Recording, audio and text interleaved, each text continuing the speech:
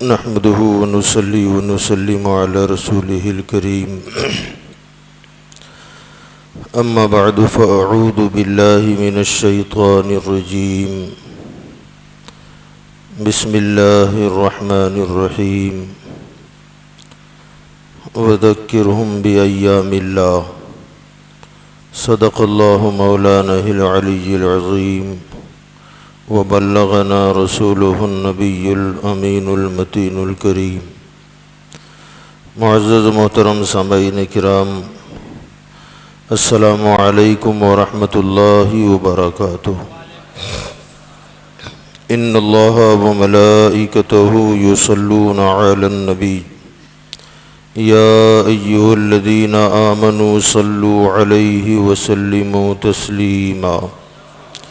اللهم صل على سيدنا ونبينا ومولانا محمد وعلى آله وأصحابه وبارك وسلم صلاة وسلاما عليك يا سيدي يا رسول الله صلى الله تعالى عليه وسلم۔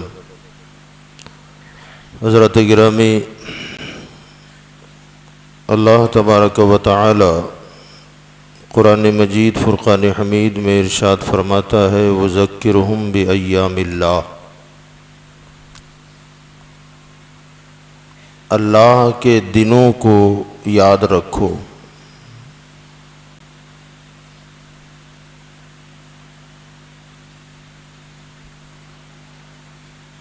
یوں تو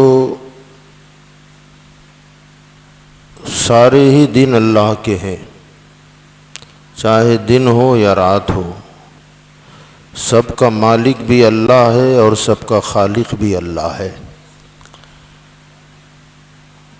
جب سارے ہی دن اللہ کے ہیں تو اللہ تعالی جو فرما رہا ہے کہ اللہ کے دنوں کو یاد رکھو، تو اس سے کیا مراد ہے؟ حضرت سیدنا امام رازی رحمۃ اللہ علیہ تفسیر کبیر میں ارشاد فرماتے ہیں کہ یوں تو سارے ہی دن اللہ کے ہیں، مگر کوئی اسلامی نظریے کے مطابق کسی دن اور کسی تاریخ میں کوئی اہم کام سر انجام پایا ہو، کوئی ایسا تاریخی واقعہ عالم وجود میں آیا ہو، تو وہ دن خاص طور سے اللہ کا دن کہلاتا ہے۔ خصوصاً آج کی جو تاریخ ہے، اور اتفاق سے جمعہ کا دن پڑ گیا 18 ذی الحجہ، گویا آج کا دن بھی ایام اللہ میں سے ہے، اللہ کے دنوں میں سے ہے۔ اس کی وجہ یہ ہے کہ آج ہی کی تاریخ میں خلیفہ سوم، داماد رسول، کامل الحیاء والایقان، جامع القرآن، حضرت سیدنا عثمان ابن عفان رضی اللہ تعالی عنہ کی شہادت کا دن ہے۔ آج ہی کے دن سیدنا عثمان غنی رضی اللہ تعالی عنہ شہید ہوئے اور مظلوم مدینہ کہلاتے ہیں۔ تاریخ اسلام میں شہادتیں بہت ہوئیں، بہت سارے لوگوں کو شہید کیا گیا، قتل کیا گیا۔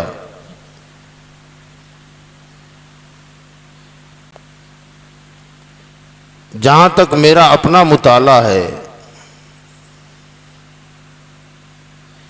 میرے خیال میں جتنی مظلومیت کے ساتھ سیدنا عثمان غنی کی شہادت عمل میں آئی ہے، اتنی مظلومیت کے ساتھ تاریخ اسلام میں کسی اور کی شہادت نظر نہیں آتی۔ میدان کربلا میں شہادتیں ہوئی ہیں، مگر میدان کربلا سے زیادہ جس ذات پر ظلم و ستم ڈھائے گئے وہ میرے نزدیک سیدنا عثمان غنی کی ذات ہے۔ عظمت و کردار کے اعتبار سے، رتبے اور فضیلت کے اعتبار سے حضرت سیدنا عثمان غنی صحابہ کی جماعت میں ایک نمایاں شخصیت ہیں، صحابی رسول ہیں، دنیا اسلام اور تاریخ اسلام میں چوتھے نمبر کے مسلمان ہیں۔ ان سے پہلے 3 لوگ مسلمان ہو چکے تھے، چوتھے نمبر پر عثمان غنی نے اسلام قبول کیا۔ خاندانی اعتبار سے حضور صلی اللہ تعالی علیہ وسلم کے چوتھے دادا، ان کے والد سے لے کر اوپر 4 نمبر پر آپ جب جائیں گے، حضرت سیدنا عبد مناف، وہاں پہنچ کر سلسلہ نسب ہمارے آقا صلی اللہ علیہ وسلم کا اور سیدنا عثمان غنی کا نسب ایک ہو جاتا ہے۔ اسی کے ساتھ ساتھ سیدنا عثمان غنی رضی اللہ تعالی عنہ کی جو نانی ہے، یہ ہمارے آقا صلی اللہ علیہ وسلم کی سگی پھوپھی ہیں، یعنی سیدنا عثمان غنی رضی اللہ تعالی عنہ سرکار دو عالم صلی اللہ علیہ وسلم کے سگی پھوپھیزاد بہن کے بیٹے ہیں۔ تو یہ رشتہ ہو گیا ماما بھانجے کا، یہ خاندانی اعتبار سے رشتہ ہے۔ گویا رشتے میں سیدنا عثمان غنی کے ہمارے آقا صلی اللہ علیہ وسلم مامو جان لگتے ہیں، اور ساتھ ہی ساتھ حضور رحمت عالم نور مجسم صلی اللہ علیہ وسلم نے سیدنا عثمان غنی کو ایک نہیں بلکہ ایک کے بعد دیگر 2 بیٹیوں کا نکاح کروایا، اور یہاں تک فرمایا جب دوسری بھی بیٹی کا وصال ہوا تو آقا کریم صلی اللہ علیہ وسلم نے فرمایا کہ اگر میرے پاس 40 بیٹیاں ہوتی اور ایک ایک کر کے سب کا انتقال ہوتا جاتا تو ہر ایک کے انتقال کے بعد میں 40 بیٹیوں کا نکاح عثمان سے کرا دیتا۔ یہ آپ کی عظمت و رفعت و بلندی کے لیے کافی ہے۔ ایسی عظیم الشان شخصیت کو بڑی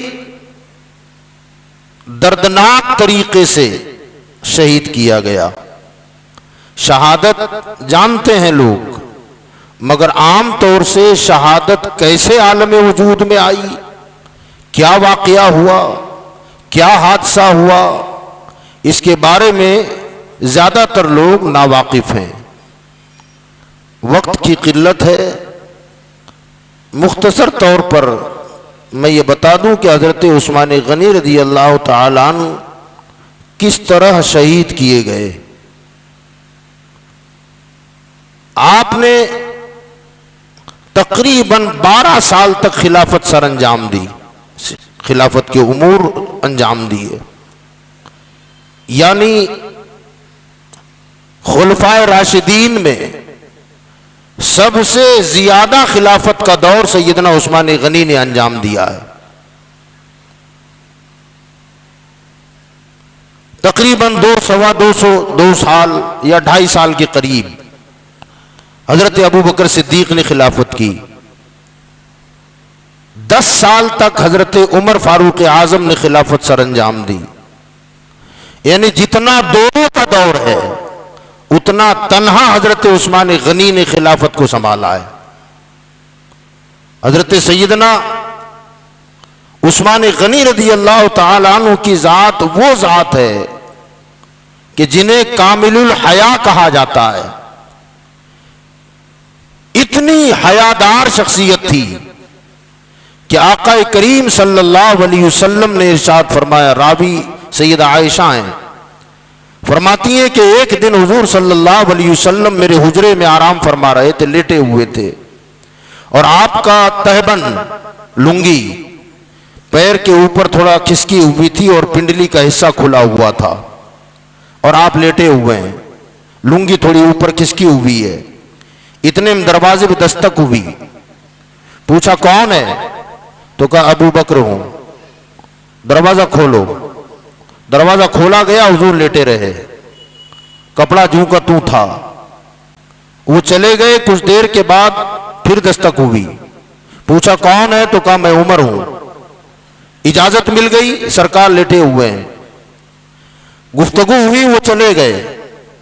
تیسری مرتبہ پھر دستک ہوئی. پوچھا کون ہے؟ تو کہا میں عثمان ہوں.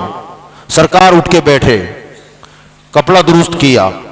پھر فرمایا بلاؤ اندر.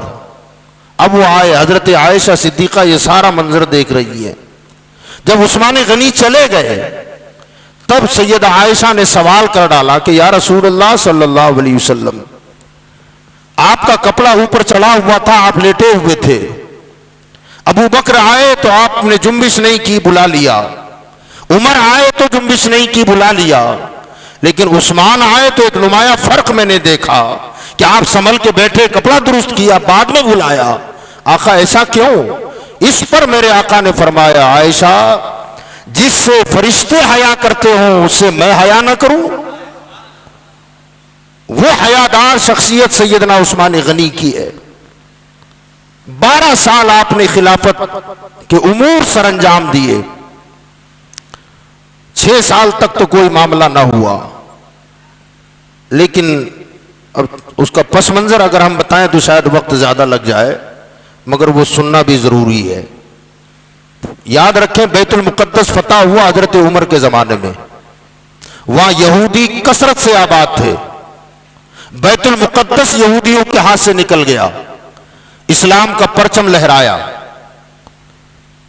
سرکار عثمان عمر فاروق اعظم نے وہاں کے رہنے والے غیر مسلم رعایا سے یہ فرمایا یہاں قانون اسلام کا چلے گا، اگر تم یہاں رہنا چاہتے ہو تو تم رہ سکتے ہو، تمہاری جان مال آبرو عزت خون کی ذمہ داری ہماری ہوگی، اگر جانا چاہتے ہو تو جا سکتے ہو. یہودیوں نے وہاں رہنا پسند نہ کیا کہ مسلمانوں کے زیر سایہ کیوں رہے. یہودی بیت المقدس اور دمشق کو خالی کر چکے اور دنیا بھر میں ادھر ادھر پھیل گئے. انہی یہودیوں میں ایک شخص تھا جس کا نام ہے عبداللہ بن سبا. یہ بڑا فتنہ گر آدمی تھا. یہ پہلے تو بصرہ پہنچا. بصرہ جانے کے بعد اس نے جہاں جہاں مختلف علاقوں میں یہودی پھیلے ہوئے تھے ان یہودیوں کی میٹنگ بلائی، اور میٹنگ بلانے کے بعد اس نے یہ کہا کہ بیت المقدس ہمارے ہاتھوں سے چلا گیا، ہم وطن سے بے وطن ہوئے، مسلمانوں کی چھتر چھایا میں ہم رہنا نہیں چاہتے تھے، ہم ادھر ادھر پھیلے. مجھے بتاؤ کیا مسلمانوں سے بدلہ لینا چاہتے ہو؟ سارے یہودیوں نے کہا کہ بدلہ تو لینا چاہتے ہیں مگر مسلمانوں سے ٹکرانے کی طاقت کہاں ہے، ہمت کہاں ہے؟ تو اس نے کہا کہ بدلہ لینا چاہتے ہو تو میرے پاس ایک مشورہ ہے اگر تم قبول کرو. انہوں نے کہا کیسا مشورہ؟ کہا میں جانتا ہوں کہ تلواروں کے ذریعے اور طاقت و قوت کے ذریعے مسلمانوں سے مقابلہ نہیں ہو سکتا. مقابلہ کرنے کا ایک طریقہ ہے، انہیں زیر کرنے کا ایک طریقہ ہے. کہا وہ کیا؟ کہا میرا مشورہ یہ ہے کہ ہم سب کو مسلمان ہونا پڑے گا، ہم سب کلمہ پڑھتے ہیں. تو وہ سارے لوگ بفر گئے کہ ہمیں مسلمان بنانا چاہتا ہے. تو اس نے کہا کہ میں جو کہتا ہوں اس پر عمل کرو، کلمہ پڑھ لو اور کلمہ پڑھ کر کے مختلف علاقوں میں پھیل جاؤ اور پھر میرے احکامات کا انتظار کرنا، میں جو جو حکم دیتا جاؤں اس پر عمل کرتے رہنا. مطلب کیا تھا کہ صحابہ کے پاس جا کر کلمہ پڑھو، اسلام کا ایمان کا اعلان کر دو، مسلمان تمہیں مسلمان سمجھنے لگیں گے اور پھر میں جو جو ہدایات تمہیں دیتا رہوں گا اس پر عمل کرنا ہے. انہوں نے کہا ٹھیک ہے. اب جہاں جس کو بڑا صحابی ملا اس کے ہاتھ میں اس نے بیعت کر لیا، اسلام قبول کیا، مسلمان ہو گئے. یہ عبداللہ بن سبا مدینہ آیا.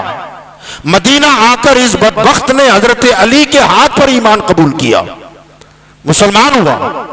دور تھا حضرت فاروق اعظم کا. اب یہ سب اپنے اپنے علاقوں میں مسلمان بن کے قرآن کی تلاوت بھی ہو رہی ہے، نمازیں بھی ہو رہی ہیں، حج کو بھی جا رہے ہیں، سارے اسلامی ارکان پہ عمل بھی ہو رہا ہے، مسلمان بڑے خوش کہ اتنے ہزار یہودی مسلمان ہو گئے۔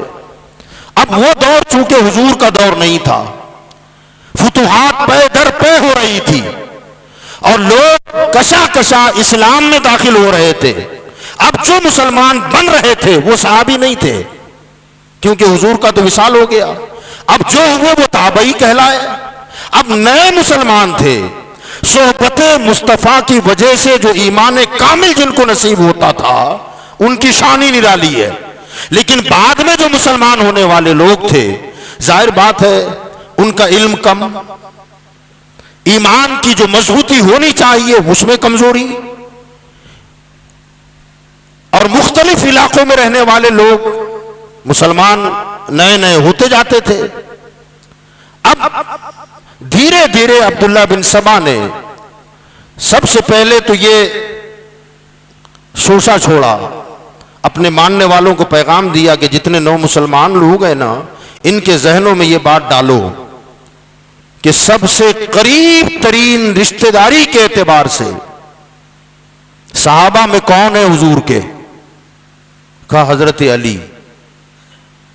تو کہا چچا زاد بھائی بھی ہیں، داماد پیغمبر بھی ہیں، وصی رسول اللہ بھی ہیں، خلافت کا حق ان کا تھا۔ یاد رکھے قبیلے کے اعتبار سے قبیلہ بڑا ہوتا ہے، پھر اس میں ہوتے خاندان، پھر خاندان چھوٹے چھوٹے ہوتے چلے جاتے ہیں۔ حضرت ابو بکر صدیق قبیلے قریش سے تو تھے مگر ہاشمی نہیں تھے، قبیلے بنو تیم سے آپ کا تعلق تھا۔ حضرت عمر فاروق اعظم قبیلے قریش سے تو تھے مگر خاندانی اعتبار سے خاندان عدی کے فرد تھے، ہاشمی نہیں تھے۔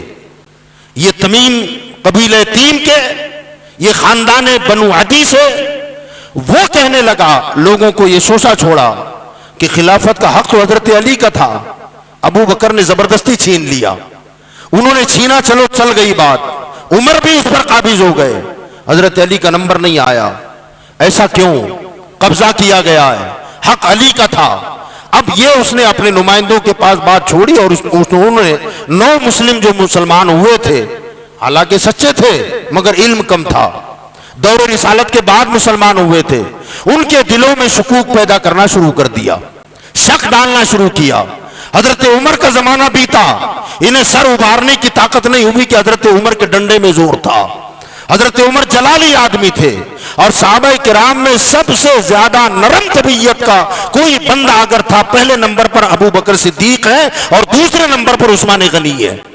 حضرت عثمان غنی رضی اللہ تعالیٰ عنہ کا جب دور آیا تو انہوں نے سر ابھارنا شروع کیا، یہ پوری ایک جماعت بن گئی، پوری ٹیم بنی، جماعت بنی، اور جہاں جو آدمی تھا وہ دھیرے دھیرے اپنے ساتھ اور بھی لوگوں کو ملاتا چلا گیا کہ حق تو حضرت علی کا تھا، انہوں نے قبضہ کر لیا۔ اور اب معاملہ یہاں آیا، عثمان غنی جب خلیفہ بنے تو یہ قبیلے بلکہ خاندان بنو امیہ کے آدمی ہیں، خاندان بنو امیہ کے آدمی۔ اب میں یہاں یہ سمجھانا چاہتا ہوں کہ قبیلہ قریش میں پھر خاندان بنے، خاندان تیم ہے، خاندان بنو عدی ہے اور خاندان بنو امیہ ہے۔ ایک خاندان ہے خاندان بنو ہاشم جو ہمارے آقا کا خاندان۔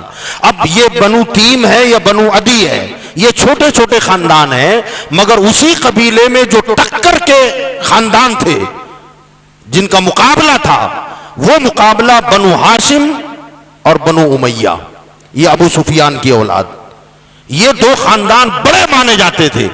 اب ان کے درمیان چپلق ہوتی رہتی تھی، خیر میں بھی اور برائی میں بھی۔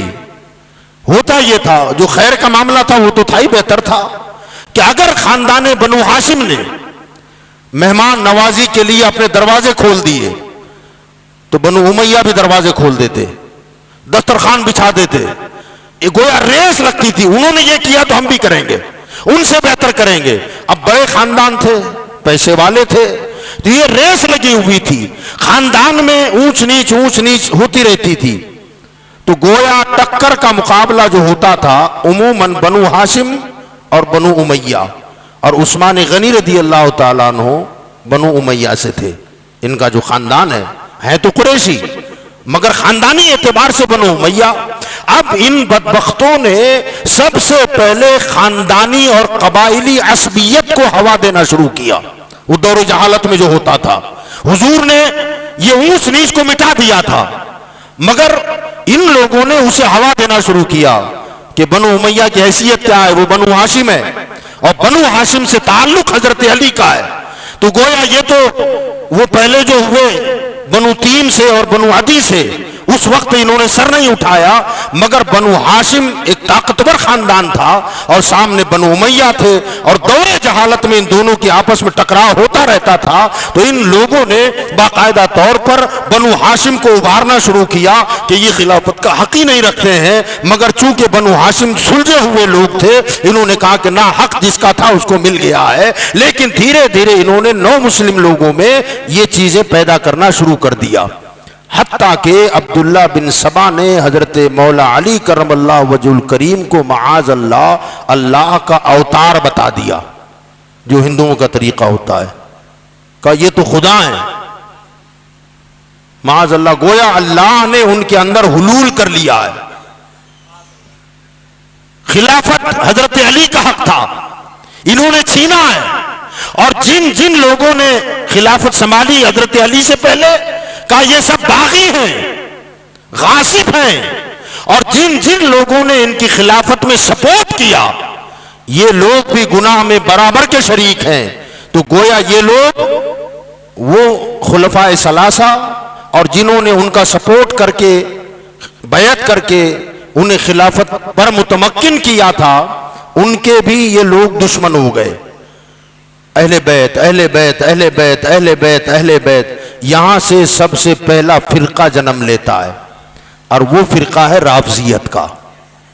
حضرت ابوبکر کے ساتھ توہین آمیز کلمات، عمر فاروق اعظم کی توہین، عثمان غنی کی گستاخی، یہ سلسلہ چل پڑا. اب معاملہ یہ ہوا، اگر آپ سمجھ سکیں تو بہت دور اندیشی کے ساتھ میں خالی وہ تاریخ بتا رہا ہوں، لیکن موجودہ حالات پر بھی آپ نظر رکھ سکتے ہیں اور اس سے سبق لیا جا سکتا ہے اگر آپ سبق لینا چاہیں. ہوا یہ کہ یہ جہاں جہاں ہوتے تھے، اور حضرت عمر فاروق، حضرت عثمان غنی رضی اللہ تبارک و تعالی عنہ کے جہاں گورنر ہوا کرتے تھے، بصرہ میں، شام میں، دمشق میں، کوفہ میں، ادھر ادھر مصر میں جو گورنر ہوتے تھے، حضرت عثمان غنی رضی اللہ تعالی عنہ کے حوالے سے مصر کے گورنر کے خلاف دمشق میں باتیں ہوتی کہ انہوں نے وہاں جو گورنر رکھا ہے نا، اس کے اندر یہ خامی ہے، یہ خامی ہے، یہ خامی ہے. یہاں کے لوگ اس سے بدزن ہوتے. اب ظاہر بات ہے جس نے حاکم بنایا اس سے بھی خود بخود بدزن ہو جائیں گے کہ وہ یہ برائی کرتا ہے، اس کے اندر یہ خرابی ہے. بصرہ والے کی خرابی دمشق میں کریں، دمشق والے کی خرابی کوفہ میں بیان کریں، کوفہ والے کی بصرہ میں بیان کریں. اس طریقے سے ایک ہوا کھڑا کر دیا. یعنی معاملہ یہ کہ جو ایک دوسرے سے تعلق آج ہمارے یہاں آسان ہے، اس زمانے میں آسان نہیں تھا. اب ہوتا یہ تھا کہ بھئی بمبئی میں کیا ہو رہا ہے، یہاں آ کے کوئی بیان کر دے، اسی پر بھروسہ کرنا پڑتا تھا. یہاں وہاں کی خبر، جیسے آج ہمارے یہاں الیکٹرانک میڈیا ہے یا سوشل میڈیا ہے، فٹافٹ معلوم ہو جاتا ہے. اس زمانے میں ایسا نہیں، یہاں کے لوگ وہاں سے بے خبر، لیکن وہاں سے آدمی آ کر یہاں کچھ برائی کرے تو یہاں کے لوگوں کو یقین کرنا پڑتا تھا کہ بھئی ایسا ہوا ہے، انہوں نے بتایا کہ ایسا ہوا ہے. اس طریقے سے دھیرے دھیرے دھیرے ایک بڑا جنب غفیر ہو گیا جو عثمان غنی رضی اللہ تعالیٰ عنہ کے خلاف کھڑا ہو گیا کہ یہ غلط لوگوں کو حاکم بناتے ہیں. اس میں ایک دوسرا الزام یہ لگایا گیا کہ یہ اپنے خاندان کے لوگوں کو بڑے عہدے دیتے ہیں، اپنے خاندان کے لوگوں کو بڑے بڑے وزارت کے عہدوں پر، منسٹری کے عہدوں پر، حاکمیت کے عہدوں پر اپنے خاندان کے لوگوں کو متمکن کرتے ہیں. کہا یہ خاندانی رسم و رواج کب سے شروع ہو گیا ہے؟ کیا دوسرے صحابہ نہیں ہیں جنہیں حاکم بنایا جائے؟ یا اپنے خاندان یعنی خاندان بنو امیہ کے لوگوں کو منتخب کر کے بڑے بڑے عہدوں پر فائز کرتے ہیں اور لوگوں میں اس طریقے سے نفرت پھیلانا شروع کر دیا۔ اب وقتاً فوقتاً لوگوں کے وفود بھیجتے تھے کہ جا کر کے اپنے حاکم کی شکایت عثمان غنی سے کریں، ان میں یہ خرابی ہے، ان میں یہ خرابی ہے، ان میں یہ خرابی ہے کہ ہم ان کے پیچھے نماز نہیں پڑھیں گے، ہم ان کے ساتھ یہ کریں گے، ہم حاکم نہیں مانتے۔ اور بدزنی اتنی انتہا تک پہنچی کہ اللہ اکبر، عثمان غنی کے ساتھ بھی لوگ بدزن ہونے لگے، جو نو مسلمان تھے، نو مسلم تھے، بدزن ہونے لگے۔ اور یہاں تاریخی بات ایک بتا دوں میں آپ کو کہ حضرت عثمان غنی کی تاریخ کا اگر جائزہ لیا جائے نا، ان کے زمانے میں انہوں نے اپنے خاندان کے لوگوں کو، رشتہ داروں کو عہدے دیے، اس سے ہمیں انکار نہیں ہے، مگر ان کے زمانے میں اپنے خاندان کے جتنے لوگوں کو انہوں نے گورنر یا حاکم بنایا اس کی تعداد 6 ہے۔ کتنی؟ 6 ہے۔ خاندان بنو امیہ کے جو بڑے عہدے دیے گئے نا خاندان والوں کو، ان کی تعداد 6 ہے۔ اور پیچھے اگر ہم جاتے ہیں تو مجھے حیرت ہوتی ہے کہ سرکار دو عالم صلی اللہ علیہ وسلم کے زمانے میں خاندان بنو امیہ کے بڑے بڑے عہدوں پر جو حضرات فائز کیے گئے، جن کو میرے مصطفیٰ نے متمکن کیا، ان کی تعداد 20 ہے۔ ذہن حاضر ہے آپ کا؟ حضور نے اس خاندان کے لوگوں کو بڑے عہدوں پر فائز کیا، ان کی تعداد 20 ہے۔ عثمان غنی نے اپنے خاندان کے لوگوں کو جو بڑے عہدے دیے، ان کی تعداد 6 ہے۔ الزام تو وہاں لگنا چاہیے نا، مگر وہاں نہ لگا سکے، یہاں آ کے لگایا۔ اب معاملہ یہ ہوا کہ مصر کے گورنر تھے، ان کے خلاف ایک سازش رچی گئی۔ آئے دن مدینہ خبریں آتی کہ وہاں کا گورنر ظلم کرتا ہے، زیادتی کرتا ہے، یہ کرتا ہے۔ عبداللہ بن ابی سراح ان کا نام ہے۔ حضرت عثمان غنی نے تنبیہ کرتے ہوئے انہیں خط بھی لکھا کہ آئندہ آپ کی شکایت میرے پاس نہیں آنی چاہیے۔ پھر ان پر قتل کے الزام لگے، پھر شکایتیں لے کر حضرت مولا علی کے پاس اور حضرت طلحہ کے پاس، عبداللہ ابن زبیر کے پاس لوگ آئے تو حضرت مولا علی کرم اللہ وجہ الکریم نے حضرت عثمان غنی سے فرمایا کہ عثمان، جب ان پر الزام لگ رہا ہے تو انہیں معزول کر کے کسی اور کو منتخب کر دیں، آپ انتشار پھیل رہا ہے۔ یعنی ان کا کام، ڈیوٹی صرف لوگوں کو بدزن کرنا، حاکموں سے بدگمان کرنا، اور خاص طور سے عثمان غنی کو ٹارگیٹ کرنا مقصد تھا۔ اور یہ ٹولہ تھا سبائی ٹولہ، اسے سبائی ٹولہ کہتے ہیں، سبائی گروہ کہا جاتا ہے۔ اب معاملہ یہ ہوا کہ حضرت عثمان غنی کے پاس جو وفد آیا مصر سے، اس کی تعداد تھی 700 لوگ تھے۔ حضرت علی کے کہنے پر عثمان غنی نے ان سے پوچھا کہ تم چاہتے ہو کہ تمہارا گورنر تم پر زیادتی کرتا ہے، اس میں یہ خرابیاں ہیں، عیب ہے، نقص ہے، یا جو بھی معاملات ہیں، ان سے جب شکایت ہے تو اب میں نہیں کہتا کہ وہاں میں کس کو حاکم بناؤں، تم بتاؤ کسے حاکم بنانا ہے، میں اسے بنا دوں گا، وہاں کا گورنر اسے بنا دوں گا، اور انہیں معزول کر دیتا ہوں۔ تو انہی آنے والے لوگوں نے کہا کہ محمد ابن ابو بکر، حضرت ابو بکر صدیق کے بیٹے ہیں جن کا نام ہے محمد، کہ ان کو گورنر بنائے۔ حضرت نے فرمایا کوئی بات نہیں، ان کو بنا دیتے ہیں۔ آپ نے باقاعدہ ان کی تقرری کا خط لکھا، مہر لگائی، انہیں دیا، اور دوسرا خط اور لکھا عبداللہ بن ابی سرا کے نام کہ میرا خط ملتے ہی تم گورنری کے عہدے سے معزول ہو گئے، اور محمد ابن ابو بکر آتے ہی گورنر یہ مقرر ہوں گے۔ یہ خط دیا، وہ 700 لوگ حضرت محمد ابن ابو بکر کو لے کر نکلے۔ حضرت محمد ابن ابو بکر کے ساتھ اور بھی دوسرے بھی کچھ مدینہ کے لوگ شامل ہو گئے۔ یہ جا رہے ہیں مصر، اور مصر جاتے ہوئے تقریباً 3 منزل کا فاصلہ، یعنی 3 دن کا سفر طے کر لیا تھا، اور وہاں انہوں نے پڑاؤ کیا ہوا تھا۔ اب آپ ذرا غور کریں، ہوا کیا کہ ایک ناقہ سوار، اونٹنی پر سوار ہو کر ایک بندہ وہاں سے قریب سے گزرا۔ جب قریب سے گزرا تو بہت تیز سواری اس نے کر دی۔ تو یہ جو قافلے والے تھے، انہوں نے دیکھا کہ یار یہ ہے کون، اتنی تیزی سے یہاں سے گزرا، سلام بھی نہیں کیا، رکا بھی نہیں، بات نہیں کی، ایسا لگتا ہے کہ کوئی جاسوس ہوگا یا کچھ معاملہ ہوگا۔ حضرت محمد ابن ابو بکر نے کچھ لوگوں کو دوڑایا، کہا پکڑ کے لاؤ اسے، مشکوک آدمی ہے۔ پکڑ کے لایا گیا، اس سے پوچھا گیا کون ہے تو اس نے کہا میں عثمان غنی کا غلام ہوں۔ کہا کہاں جا رہا ہے؟ تو کہا مصر جا رہا ہوں۔ کہا کیوں جا رہا ہے؟ کہا کچھ خاص کام سے جا رہا ہوں۔ کہا کیا کام ہے؟ کہا وہ نہیں بتاؤں گا۔ اب انہوں نے کہا محمد ابن ابو بکر نے کہ تلاشی لو اس کی تلاشی لی گئی تو اس کے پانی کا جو مشکیزہ ہوتا ہے اس میں پانی نہیں تھا، مگر اس مشکیزے کے تلیے میں ایک پیوند نظر آیا۔ آپ نے فرمایا اسے پھاڑو۔ اسے جب پھاڑا گیا تو اندر ایک چٹھی نکلی، خط نکلا۔ وہ خط تھا عثمان غنی کا۔ اس میں لکھا ہوا تھا اے عبداللہ بن ابی سرا، محمد ابن ابو بکر اپنے ساتھیوں کے ساتھ میرا خط لے کر آ رہے ہیں گورنری کا، لہذا وہ خط تو میں نے ان کو دیا ہے، یہ دوسرا خط میں تجھے دے رہا ہوں۔ جیسے ہی محمد بن ابو بکر وہاں آئے فوراً انہیں قتل کر دینا، انہیں مار ڈالنا، اور وہ خط کل عدم سمجھنا، تم اپنے عہدے پر قائم تھے اور قائم رہو گے۔ اب جیسی وہ خط انہوں نے پڑھا اس پر مہر بھی حضرت عثمان کی لگی ہوئی ہے، سکہ عثمان غنی کا لگا ہوا ہے۔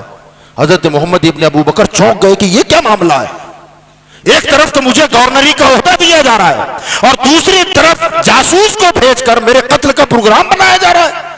کہ یار عثمان غنی سے مجھے یہ امید تو نہیں تھی۔ اب یہ قافلہ وہیں سے واپس پلٹا۔ واپس پلٹنے کے بعد سب سے پہلے انہوں نے صحابہ کو جمع کیا، یہ غلام پیش کیا، اونٹ پیش کیا، خط پیش کیا۔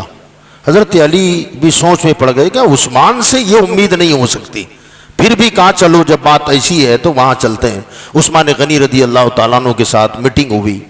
حضرت مولا علی کرم اللہ وجہ الکریم نے سب سے پہلے غلام کو پیش کیا۔ حضرت عثمان سے فرمایا عثمان یہ جانتے ہو اسے، کون ہے یہ؟ آپ نے فرمایا میرا غلام ہے۔ کہا اچھا۔ پھر وہ اونٹ لایا گیا، دروازے کے سامنے کھڑا کیا گیا۔ کہا یہ اونٹ کس کا ہے؟ تو آپ نے فرمایا میرا ہے۔ پھر آپ نے وہ چٹھی نکالی، چٹھی نکال کر فرمایا یہ مہر کس کی ہے؟ کہا یہ میری مہر ہے۔ کہا یہ خط پڑھو۔ انہوں نے خط پڑھا۔ عثمان غنی نے فرمایا کہ مہر میری ہے مگر خط میرا نہیں ہے، یہ تحریر میری نہیں ہے۔ حضرت علی نے فرمایا غلام آپ کا ہے، اونٹ آپ کا ہے، مہر آپ کی ہے اور خط آپ کا نہیں ہے، یہ کیسی بات ہو گئی؟ کہا یہ سمجھ میں آنے والی بات ہے؟ حضرت عثمان غنی نے فرمایا علی میں خدا کی قسم کھا کے کہتا ہوں نہ یہ خط میں نے لکھا ہے نہ لکھوایا ہے، نہ اس کے وہاں بھیجے جانے کے بارے میں مجھے کوئی علم ہے۔ حضرت علی نے جیسے یہ سنا کھڑے ہو گئے، فرمایا عثمان جیسا آدمی جھوٹی قسم کھا ہی نہیں سکتا ہے، عثمان جو کہہ رہے ہیں وہ بالکل رائٹ ہے، کہ یہ کچھ معاملہ دوسرا ہے۔ اب یہاں سمجھنے والی بات یہ ہے کہ ایک آدمی خفیہ خط لے کر خاموشی کے ساتھ جا رہا ہے تو جانے والا آدمی اسے معلوم ہے کہ یہاں ابو بکر کے بیٹے کا قافلہ رکا ہوا ہے تو کوئی دوسرا راستہ نہیں لے گا کہ نہیں لے گا؟ ان کی نظروں سے بچا کر نکلے گا، مگر یہ ان کے پاس سے تیزی کے ساتھ نکلا۔ کچھ تو کھیل تھا نا کہ حرکت ایسی کی جائے کہ انہیں شک ہو پھر میں پکڑا جاؤں میری تلاشی لی جائے، تلاشی لینے کے بعد یہ خط نکلے اور خط نکلے تو اس طریقے سے عثمان کے قتل کا منصوبہ بن جائے۔ اصل مدعا یہ تھا۔ اب معاملہ یہ ہوا کہ حضرت علی تو کھڑے ہوئے، کہا عثمان غلط قسم جھوٹی قسم کھا ہی نہیں سکتے، مگر مصر سے آنے والے بھی اور حضرت سیدنا محمد ابن ابو بکر رضی اللہ تعالیٰ عنہ بھی بدگمان ہو چکے تھے۔ بدگمانی ہو جاتی ہے، بدگمانیوں کا دور چل ہی رہا ہے۔ جب آج اس زمانے میں ایسا ہو سکتا ہے تو آج نہیں ہو سکتا؟ جی وہ خیر القرون ہے، سب زمانوں سے بہتر زمانہ۔ اچھے لوگ بدگمان ہوئے، غلام ان کا، اونٹ ان کا، سکہ ان کا، اور کہتے خط میرا نہیں ہے۔ کہا یار یہ سمجھ میں نہیں آتی۔ اب 700 لوگ طرح طرح کی باتیں کر رہے ہیں تو جس میں جو لوگ تھے بدگمان بدگمان ہونے لگے، حضرت عثمان غنی کے خلاف بدگمانی اتنی عام ہوئی کہ ان بلوائیوں نے حضرت عثمان کے گھر کو گھیر لیا چاروں طرف سے۔ اب چاروں طرف سے گھیر کر کے یہ کہنے لگے کہ آپ خلافت کا حقداری نہیں ہے، خلافت سے ہاتھ دھو لیں، آپ خلافت چھوڑ دیں۔ آپ حضرت عثمان غنی رضی اللہ تعالیٰ عنہ کے سامنے جب انہوں نے نعرے لگا کر مطالبہ کیا کہ آپ خلافت چھوڑ دیں، خلافت چھوڑ دیں، عثمان غنی کہتے تھے کہ مجھے میرے پیغمبر نے فرمایا تھا اللہ تعالیٰ تجھے ایک عزت کی قمیص پہنائے گا، اس قمیص سے مراد ہے خلافت۔ پھر آقا نے فرمایا کہ تجھے اللہ جب عزت کی قمیص پہنائے گا لوگ زبردستی تجھ سے اتارنا چاہیں گے، عثمان میری وصیت ہے کہ اس قمیص کو اترنے مت دینا۔ عثمان غنی کہتے تھے میرے نبی کی وصیت ہے، میں اس پر تو عمل کر کے رہوں گا، کہ میں خلافت نہیں چھوڑوں گا، کہ اس میں قصور کیا ہے میرا؟ وہ کہتے تھے کہ اگر تم نے خلافت نہیں چھوڑی تو ہم تمہیں قتل کر دیں گے۔ ادھر حضرت مولا علی کرم اللہ وجہ الکریم وغیرہ جو حضرات تھے، ان کو جب پتا چلا تو حضرت علی المرتضیٰ نے اور حضرت طلحہ نے اور حضرت عبداللہ ابن عمر نے اپنے اپنے بیٹوں کو حضرت سیدنا عثمان غنی رضی اللہ تعالی عنہ کے مکان کے دروازے پر چوکیداری کے لیے کھڑا کر دیا کہ ان کو اندر مت آنے دینا، اگر اندر آ جائیں گے تو تکلیف ہو جائے گی۔ بہرحال یہ سلسلہ دھیرے دھیرے یہاں تک بڑھ گیا کہ تقریباً یہ 700 کی تعداد تقریباً 1000 لوگوں تک چلی گئی، بعض روایتیں زیادہ کی بھی ہے۔ پھر معاملہ یہ ہوا کہ حضرت عثمان پر پانی بند کر دیا گیا، اور میں نے جو بات بتائی کہ سب سے زیادہ مظلوم ترین شہادت جو عثمان غنی کی ہوئی ہے میری نظر میں کسی اور کی نہیں ہے۔ کیوں کہ کربلا میں بھی پانی بند ہوا، ظلم ہوا، مگر انہوں نے مقابلہ کیا ہے، لڑے ہیں۔ ایک آدمی نے سینکڑوں کو قتل کیا ہے تب شہید ہوا ہے، ان پر بھی پانی بند ہوا، مگر 3 دن۔ عثمان غنی پر پانی بند ہوا ہے 40 دن، اور کسی اور جگہ پر نہیں، اپنے گھر میں ہوا ہے۔ اور شخصیت کون؟ جس نے پوری زندگی پورے مدینہ کو پانی پلایا ہے، بیر روما خرید کر وقف کیا ہے، اس پر پانی بند کیا گیا، 40 دن تک پانی بند رہا۔ حضرت مولا علی کرم اللہ وجہ الکریم نے 2 مشکیزیں گھر میں روانہ کیے تھے اپنے غلام کے ساتھ کہ پانی پلاؤ، مگر ان ظالموں نے وہ پانی کو بھی اندر پہنچنے نہیں دیا، اتنا ظلم کیا۔ اور پھر یہ ہوا کہ سامنے تو یہ حضرات تھے، ان ظالموں نے پیچھے سے دوسرے کے مکان سے وایا ہو کر عثمان غنی کے آنگن میں چھلانگ لگا دی، اندر گئے، اور حضرت سیدنا عثمان غنی رضی اللہ تعالی عنہ کے پانی بند ہونے کو 40 دن ہو چکے تھے۔ 40ویں دن حضرت عثمان غنی کو قتل کرنے کے لیے کچھ سبائی جب اندر داخل ہوئے تو آپ اس وقت قرآن کی تلاوت فرما رہے تھے، قرآن پڑھ رہے تھے۔ اس نے آتے ہی تلوار کا ایسا وار کیا کہ قرآن کے صفحے پر آپ کا خون چلا گیا اور وہ صفحہ رنگین ہو گیا۔ آیت کریمہ ہے فَسَيَكْفِيكَهُمُ اللَّهُ وَهُوَ السَّمِيعُ الْعَلِيمُ۔ وہ قرآن آج بھی مصر کے میوزیم میں موجود ہے، لوگ جا کر کے دیدار کرتے ہیں۔ حضرت سیدنا عثمان غنی رضی اللہ تعالی عنہ کو 40 دن بھوکا پیاسا رکھ کر مدینہ شہر میں قتل کیا گیا، حالانکہ صحابہ بار بار کہتے تھے کہ عثمان ہمیں اجازت دیں، یہ ہماری تلواروں سے مسلمان بننے والے لوگ ہیں، انہیں ہم اپنی تلواروں کا مزہ چکھاتے ہیں۔ عثمان غنی کہتے تھے کہ کس گناہ کی سزا دیں گے انہیں؟ میں نہیں چاہتا کہ مسلمانوں میں فرقہ بندی ہو جائے، میں نہیں چاہتا کہ مسلمانوں میں پھوٹ پڑے، یہ میرے در پہ ہے نا کہ میں تمہیں تلوار اٹھانے کی اجازت نہیں دیتا، اور میں مدینہ میں خون بہانے کی اجازت نہیں دیتا، صبر کروں گا، صبر کروں گا، دیکھا جائے گا جو ہوتا ہے۔ ان ظالموں نے آ کے قتل کر دیا، شہید کر دیا سیدنا عثمان غنی رضی اللہ تبارک و تعالی عنہ کو۔ میں کہنا یہ چاہتا ہوں کہ بعض شہداء وہ ہیں جن کی شہادت کی گواہی میدان بدر دیتا ہے، کسی کی شہادت کی گواہی احد کا میدان دیتا ہے، کسی کی شہادت کی گواہی خندق کا میدان دیتا ہے، کسی کی شہادت کی گواہی تبوک کا میدان دیتا ہے، کسی کی شہادت کی گواہی کربلا کا میدان دیتا ہے، اور عثمان غنی کی شہادت کی گواہی اللہ کا قرآن دیتا ہے، قرآن پر خون گرا ہے۔ تو حضرات گرامی، حضرت سیدنا عثمان غنی رضی اللہ تعالی عنہ کو آج کی تاریخ میں بہت مختصر میں نے بتایا، اس کا پس منظر میں نے آپ کو بتایا ہے۔ اس طرح بڑی ہی ظلم و ستم کے ساتھ آپ کو شہید کیا گیا اور پھر اس کے بعد آپ کو جنت البقیع میں دفن کیا گیا۔ اللہ تعالیٰ ان کی شہادت کا جو انہیں اللہ نے جو رتبہ عطا فرمایا ہے حضرت کے فیوز و برکات سے اور ان کی شہادت کے فیضان سے ہم سب کو مالا مال فرمائے۔ وآخر دعوانا ان الحمد للہ رب العالمین۔